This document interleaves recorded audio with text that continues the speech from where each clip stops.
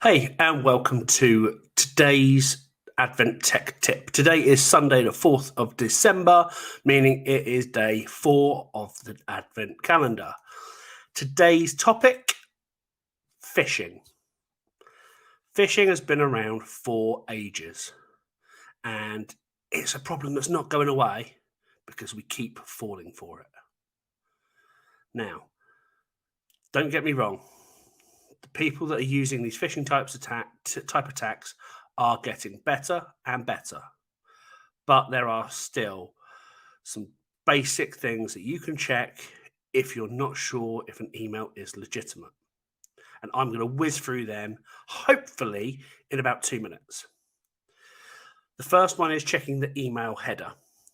Every email that gets sent to you or is received by you will contain header information. This will contain things like the email address of who the email is from, who the email is going to, details about the server infrastructure and back-end stuff that you as end users don't need to worry about. The main things you need to worry about are who the email's from and who it's going to. Because if you're sending it, it's going from you. If you're receiving it, it's coming to you. So if you're not sure about an email, normally when it comes in, okay, I've just looked at my screen here, I use Outlook. If an email has been configured correctly, it will come up with that person's name. Or if it hasn't been, it will come up with their email address. Now, if they're trying to phish you or scam you, they may make it look like somebody else. A good example of this you can find in another video, which I will link to at the end of this. Basically, you can click on it and you can roughly have a guess of whether it's legitimate or not, especially if you've received an email from this person before and it's a different email. You can then cross-reference it with your own records. The second thing to look out for, spelling mistakes.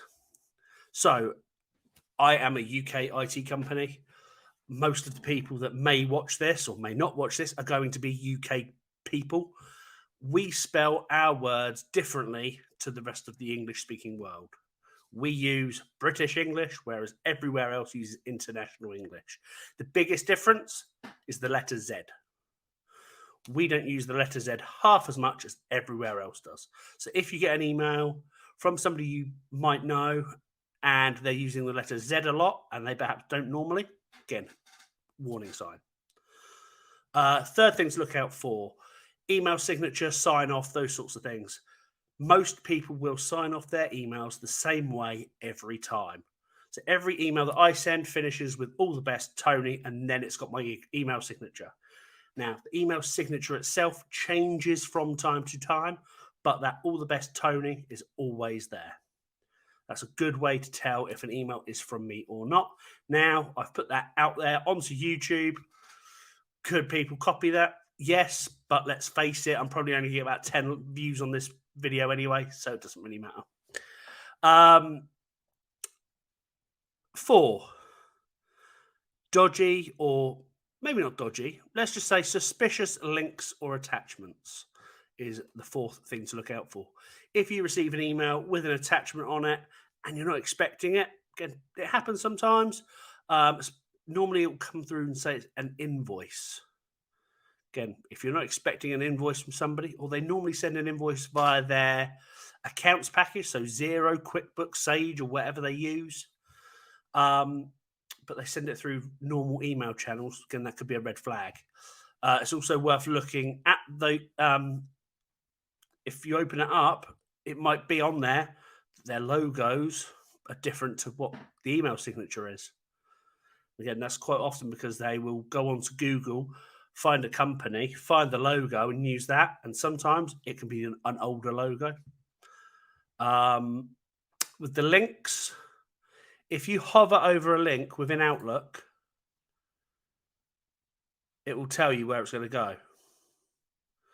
If it goes to their website, you can be fairly safe that it is a legitimate site. Again, fairly safe, nothing's 100%. If you're looking at it on a mobile, press and hold on the link and it'll bring up a little preview of what that website is. And from there, again, you can make a bit more of an informed judgment call. So that's urgency. A phishing email will generally scream urgency. We need you to do this ASAP. You need to do that ASAP. You need to send Apple gift cards to this person equaling this amount now. Normally, these will go to finance people, accounts people. So if you're a finance or an accounts person within a business, that's something to watch out for. It may look like it's coming from your MD or your CFO. Chances are it's not. And then the sixth one is whatever you do, send it on. Sending it on can be really dangerous, because if there is any malicious code within that email, it's just going to replicate and replicate and replicate. If you need to forward that email on because you're not sure of it, take a screenshot. Take a screenshot of the email and the header and send it to your IT department, your outsourced IT person, me. If you're not sure, I'll happily take a look and tell you whether I think it's legitimate or not. There is one caveat to this forwarding on, and that is you can send it to the National Cyber Security Centre to, I believe it's report@phishing.gov.uk, and they will be able to take a look at the email for you and try to shut it down. Now, they've got a never-ending, never-thanked job, because every time they shut down one phishing attack, another 50 have popped up. So that's 6 quick steps in one tech tip on how to spot a phishing attack. Like I said, I will put a link to a previous video I did at the end, so you can go back and hear a bit more about those in a bit more detail.